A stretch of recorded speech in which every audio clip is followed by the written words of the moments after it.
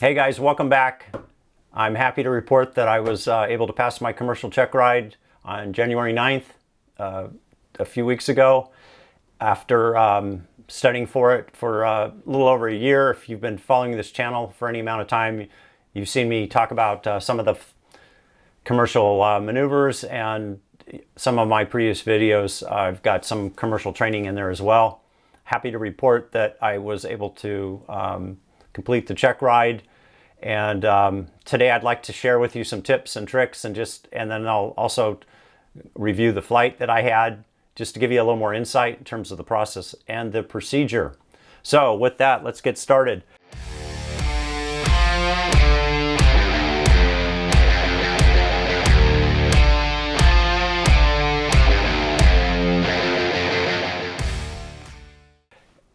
As a commercial pilot, you need to be professional, you need to be prepared. I came in, I wanted to get the interview off on the right start. I came in with my aircraft maintenance manual. By the way, I did it in my Columbia 350, which is a high performance, technically advanced aircraft, not a little bit more to it than flying a 172. I chose to do it in my airplane. It was arguably a little bit more difficult in terms of the characteristics of the plane, but of course I didn't have to pay a rental fee. Anyway, when I got into the interview, I wanted to make sure we got it off on a good start, because I knew he was going to be asking me about the Aviate parameters for the plane, because this is a plane he's not familiar with. So I put little markers on the pages, and then I highlighted each of the different parameters that he needed to check. And so we went through that pretty quick. Again, like I said, it's always good to be prepared.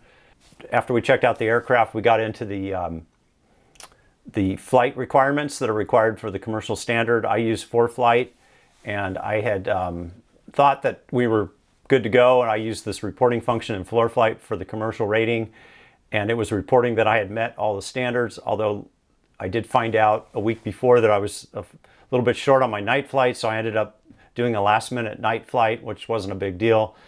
And then the second thing that really got me, and this is where I caution you to just double check, I had another flight that I had done about a year ago with another instructor who's now flying with the airlines, and unfortunately I was missing a digital signature on that flight. That's the 10 required, the 10 nighttime landings that at a towered airport.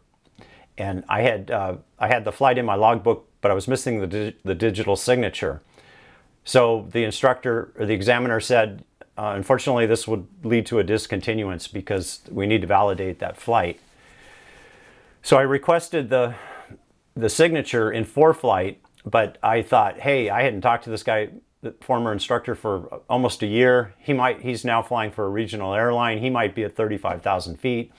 And I wasn't very hopeful, and thought maybe we'd have a discontinuance. A discontinuance, as you probably know, is where it's no fault. But you do need to come back on another day and start either where you left off or start all over again and pay again. So I really wanted to avoid that circumstance, and we had a break. And then I thought, hey, you know what? Maybe he's not checking his email. People don't check their email that much anymore. And I thought, why don't I just text him? So I texted my instructor, and sure enough, 10 minutes later, he delivered the signatures I was missing. There were actually 2 of them. So thank goodness for that. Then we got back into the oral exam portion, and I just have a few tips that I'd like to share on the oral exam. I had very little trouble with the actual logistics of flying and some of the things that are required in terms of weather and clearances and all that. I set up, and that's because I had set up this fairly detailed cheat sheet that I'd worked on for quite a bit of time, maybe a year. I think I revised it 6 or 7 times, and I kept adding information in here as it became important. What are the 5 types of fog? Winds aloft, how to do the conversion winds aloft, that add 50, 100, 100 minus 50, remember that? Anyway, it's here. Anyway, stuff like that, it's just doesn't really come to mind really quickly. I keep it here. I also used this instrument, everything you need to know. Oh, not the instrument. I have this in here as well, but there's also a commercial certificate, everything you need to know by Gold Seal. Highly recommend these. I keep them in here. I keep all this stuff in here tabbed. I have this on my phone. I have it in the plane. And if I need to reference something during flight, it's all here. But I used this during my interview and found it helpful. I didn't have to refer to it that often, but if I was missing a little detail, I'd pull it up. The other thing I suggest, remember the interview is an open book test, so it's not all about memorizing everything. It's really about answering questions quickly and effectively. And the thing I did get a little tripped up on was some regulatory questions. They were a little bit of a curveball question related to required equipment. I referenced 61205 to the tomato flames. These are required. This is required equipment, and the system that's required for that is by default required. That wasn't the answer he was looking for. There was a little bit more to it than that. I don't want to give away his questions, but it required me to do some thoughtful analysis, digging around in the FAR AIM. And the difficulty I had with that was my search function in my software package for the FAR AIM wasn't very effective. And so I had to basically flip through a lot of pages electronically. I use a FAR AIM that's on my iPad. And I did eventually get to the answer, and there were a couple of these questions, and they were both a little difficult to get through. The examiner explained to me it's important as a commercial pilot to know how to analyze and interpret the regulations. Couldn't disagree with that. So was able to finally break it down, get the answers he was looking for. My tip, though, would be you can also go to Google, and sometimes it's just faster to get that information through Google than to try to find it yourself. So I did, when I got home later that day, I did Google that question, and it was right there in front of me, and it didn't even occur to me to do that during the interview. So don't be afraid to use all the resources available to you during the interview to get the information you need to use and interpret. Okay, so that's kind of my tip there.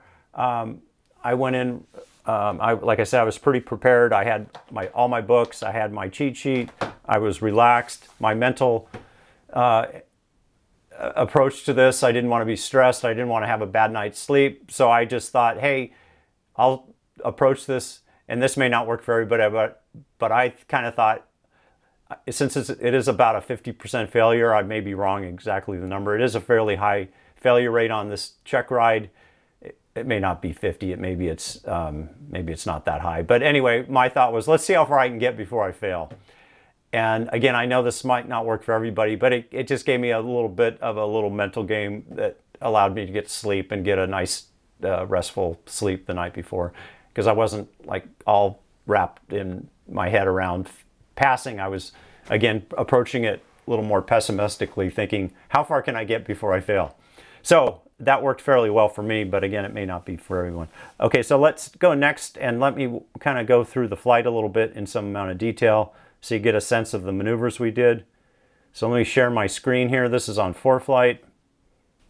The first thing we did was clearing a 50-foot obstacle. So I've got that here. I didn't have this during my check ride. I only use this during training. But 50-foot obstacle, my field elevation is about 150, so that's 200 feet at VX, and then continue up to pattern altitude at VY.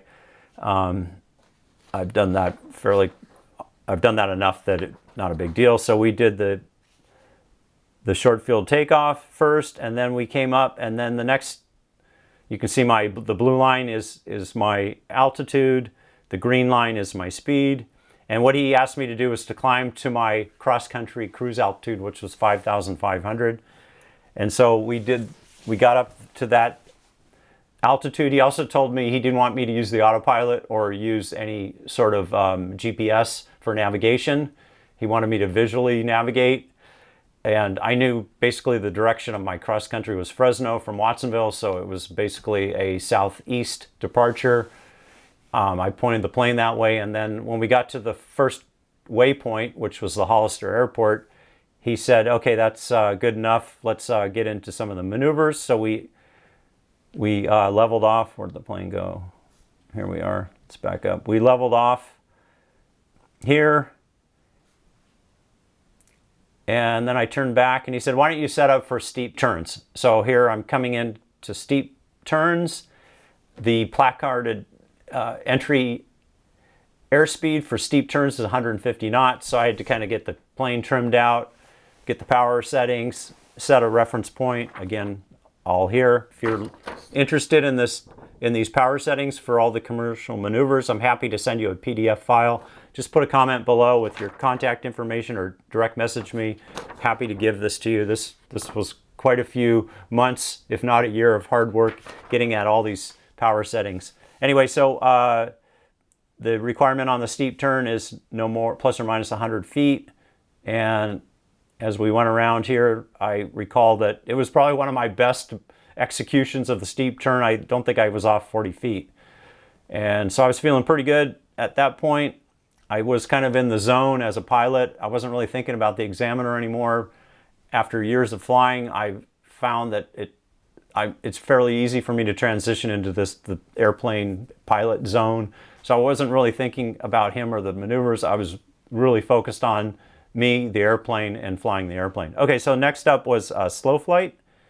So you can see the green line here that drops here.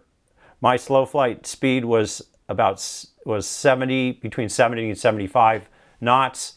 The ACS for that used to be the PTS. The ACS Airman Certification Standard is 0 to 5 knots. That's a pretty tight little window. So I chose 70 to 75 for my plane, so no more than 70. And then I was floating around 73, 74 most of the time. So that worked out. He gave me a few vectors, and then he said, show me a power off stall. Okay, so a power off stall is where you've got full flaps in, and stimulate a stall during the landing phase. And so the first one I did was the power off stall. You can see that's the recovery right there. Next up, he said, okay, well, why don't you show me a power on stall? So in my plane, I don't go full power. I do, this is again, this is takeoff configuration, emulating or simulating a takeoff configuration stall. So I do, just like I do in a takeoff, I do takeoff flaps, and I don't do full power, but in order to keep it safe and keep the nose, not to keep the nose from becoming too nose high, I set it at 21 inches, which he and I agreed upon during the flight. And then I pitched up and was able to do there it is right there. That's the power on stall. The plane is pretty nose high at that point. You can't see in front of you, so I didn't want to get too crazy with that one. And that's the way I practiced it during our training. This is the recovery on that power on stall. And then the last one is the accelerated stall. That's this one right here. Accelerated stall is actually kind of fun to do once you learn how to do it. It's the key for me was to rapidly put it in a 45-degree bank and then pull back, starting at a 90-degree entry speed. You get the stall horn right away at that high bank angle. The stall speed's quite high. It happens all within 5 seconds. Once you learn how to do it, it's pretty fun. So that was the accelerated stall right here. Then we came around here, and you can see the blue line. He asked me to do an emergency descent. My configuration for emergency descent is 30-degree bank, air brakes deployed, and target 125 knots. So you can see I'm dropping down from about 5,000 feet down to 3,000 feet. He said recover at 3,000 feet. Recovery is 10% of the descending altitude speed, which in my case with that configuration is about 2,200 feet per minute. 10% of that is 220 feet. So my recovery was just above, was at 3,200 feet, and that worked really well. You put the speed brakes down, you level the wings, and then put in power, and you can do all that in about 200 feet, which brings you to your target recovery altitude, and you want to hit that pretty cleanly for the examiner just to show your skills. So I leveled off at 3,000 feet. And then right about here, he said, okay, why don't you take me to Salinas Airport and do a soft field landing? I said, sure, let's go. Anyway, so I said, give me a minute to get the radios set up and get the weather. So I did a circle here while I was setting up the radios and checking the weather. And you can see here, we go over to Salinas, and then I make a soft field landing. I clear the runway, get taxi instructions, and then come back and do a soft field takeoff. So here's the soft field takeoff. So we departed Salinas on this heading, and he said climb to 2,000 feet. You can see that's the blue line. I'm at 2,000 feet.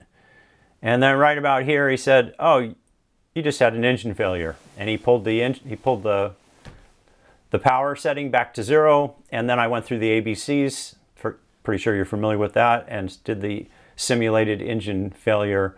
And this was kind of fun, actually. I went through my checklist, pulled out my emergency checklist, read them as quickly as I can.